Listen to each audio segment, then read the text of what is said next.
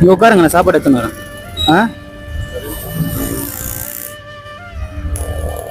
வீடு எங்கே உங்களுது? ஆ ஆ ஆ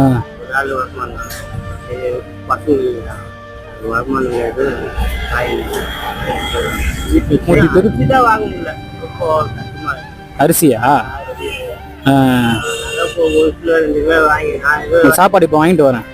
சரி. ம்.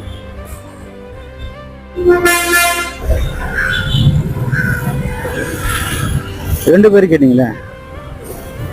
ஜூஸ் இருக்கு. இப்போ இங்கேருந்து நடந்து தான் போவீங்களா நீங்கள்? பஸ்ஸில் போயிடுவீங்களா? வருவீங்களா? ஆ, நான் பஸ்ஸில் போகிறது வச்சுங்க. ஆ, சரி வரேன்.